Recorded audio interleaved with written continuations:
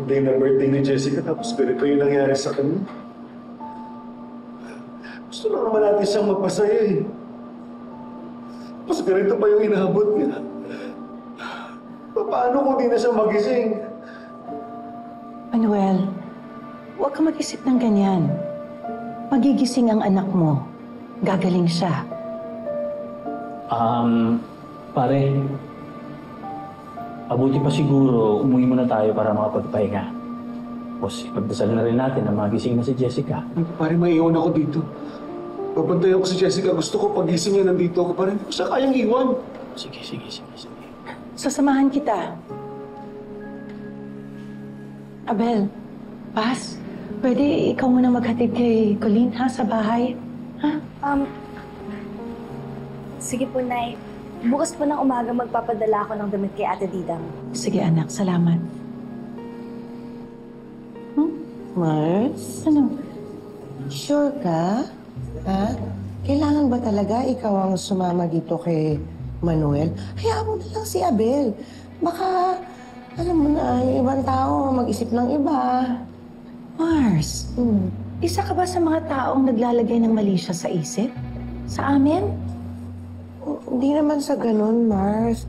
Pero napapansin ko lang, parang yung galawan niyo nitong ex mo, lumelevel sa pagiging jowa, ano? Mars, magkaibigan lang kami. Huwag ka nga mag-isip ng ganyan. Kasi Mars, baka hindi malinaw sa'yo kung saan papunta yung friendship niyo. Tandaan mo, may asawa pa rin yun.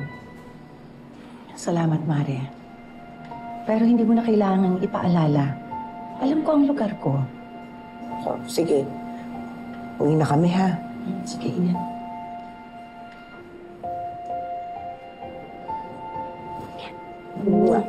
Tignan namin to, ha?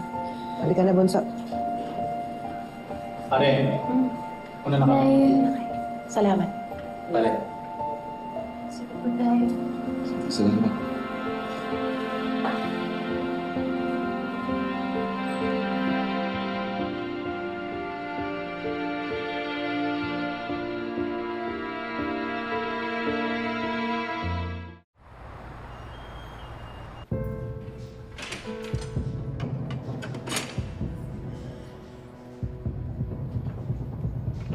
Dapat walang weekend. Ang serbisyo, 24/7. Kapag nakapagpiyansa, palabasin nyo agad-agad.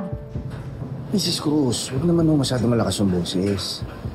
Ito naman sinasabi ko, attorney, Nasayang yung araw ko, yung oras ko. Hindi ako nakatulog.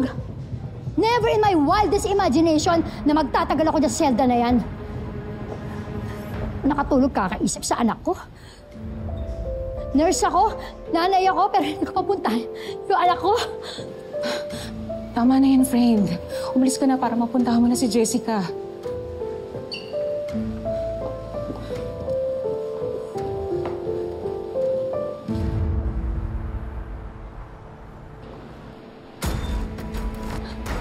Miss, anong room si Jessica Capistrano Cruz? Sinugod po siya dito kagabi.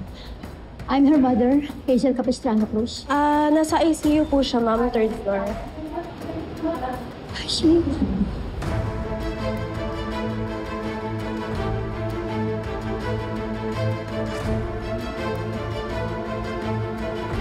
Alis wala kami.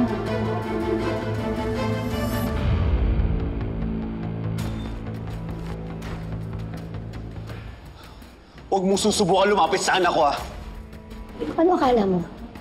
Hindi ako magpapiyansa? Para makita ang anak ko?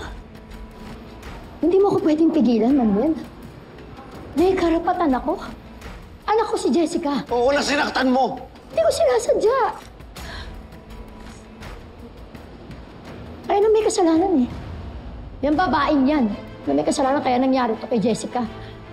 Huwag mo nga isisi sa akin yung ginawa mo sa anak mo. Hazel, pwede ba? Umalis ka na nga. Makapal naman ang mukha mo. Ikaw talaga? Ikaw ang nagpapaalis sa akin? Anak ko si Jessica. Nanay niya ako. Hindi ako aalis dito hanggat di ko nakikita yung anak ko. Hindi ako papayag na makita ng anak ko yung tao na nakit sa kanya. Sige na. Hazel, umalis ka na! At kung hindi ako aalis, anong gagawin mo, Manuel? Kakalad ka rin mo ako?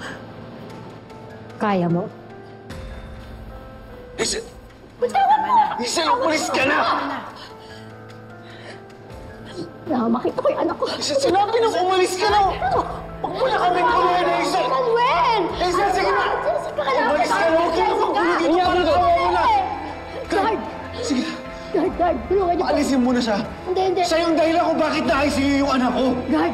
Makinig po kayo sa akin. Teka lang, tulungan niyo po. Hindi, yan po yung asawa ko. Ito yung kabit niya. Ayaw lang po papasukin. Gusto ko lang naman makita yung anak ko. Hindi ako aalisin. Sige, paalisin niyo na siya. Nag-file lang ako ng complaint eh. Sige na, paalisin niyo na. Baka mamaya kung ano pang gawin niyo dito. Sige na. Jessica ka na. Sige na, guard! Wala ako makita si Jessica!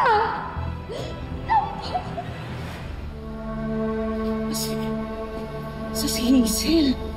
Sa si Hazel. Alice, Hazel, ba't iniwan mo ako sa loob? umiwas lang ako kay Felma. Kung nakita niya ako, wala ka ng spy sa FMP. Ayaw nila akong palapitin kay Jessica. Akong nanay. Pero yung Felma na yun, siya ang nasa loob. Hindi ko alam ano nangyayari sa anak ko. Nasa ICU siya. Hindi ko alam kung anong findings. Baka mamaya, may internal bleeding. O, huwag naman sana, may fracture sa skull. Baka may internal organ damage na hindi pa nila nadidetect. Ewan ko. Paano kung masyadong maraming pasyente pagkatapos hindi naman nila naasikaso si Jessica. Nurse ako. Kaya-kaya ko alagaan yung anak ko.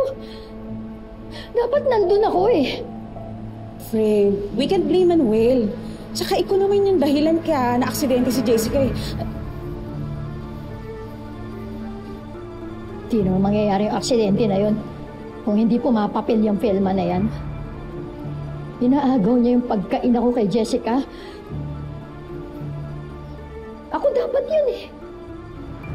Remind lang kita, friend ha. Maliban sa reklamong trespassing at iskandal nung manager ng restaurant na yun, may serious physical injuries complaint ka from Manuel. Huwag mo na siyang galitin. Makadagdagan niya pa. Tara na. Mag-church muna tayo. At ipag-pray natin si Jessica.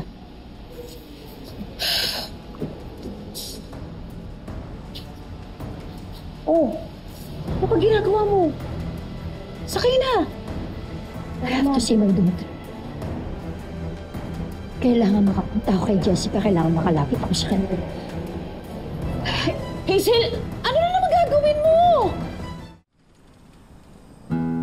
Hindi ka ng damit ah. Planchado ah. Yung assignments mo, okay na? Ito, yung mo. Baon mo, okay na? Tatay, sabi po kasi ni Nanay, nakipagsuntukan ka daw po sa friend ni Tita Andrea. Basic yung mga ganung bagay, sana hindi na sinasabi kay Tetay. Okay, anak, ano lang yun. Hindi lang kami nagkaintindihan, pero okay na kami. Ano isipin mo? Jeff, tumawag pala si Colleen. Hindi pa raw gumigising si Jessica.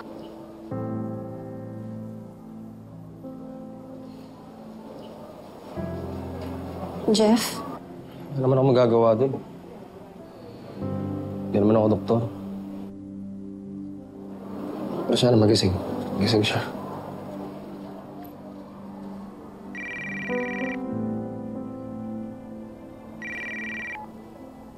Tol, balita. Ay, oo, sige. Hindi, dadaan ako dyan pagkatapos kong i-headed si Tetay, ha? Sige. Tol, salamat, ha? Sino yun? Si Pablo. Doon sa factory na pinagkatrabaho niya, nirecommend daw niya ako. Talaga po, tatay? Magkakatrabaho ka na po ulit? Oo! Bibili ko na naman yung gusto mo. Ikaw talaga yung swerte sa akin. Sige, kain ka lang. Sorry kay kuya ha. Protective kasi sa akin yun eh. Medyo OA lang minsan. No problem. Naintindihan ko. Hindi mo na nga ito kailangan peace offering na ito eh. Kamusta ka? Galit ka pa rin ba sa nanay mo? Hindi ito mawawala, Joel, hanggat hindi niya pinapalayas ang ex niya sa bahay namin. Sana magkaayos na kayo ng nanay mo. Swerte nyo nga eh. Nandiyan pa siya.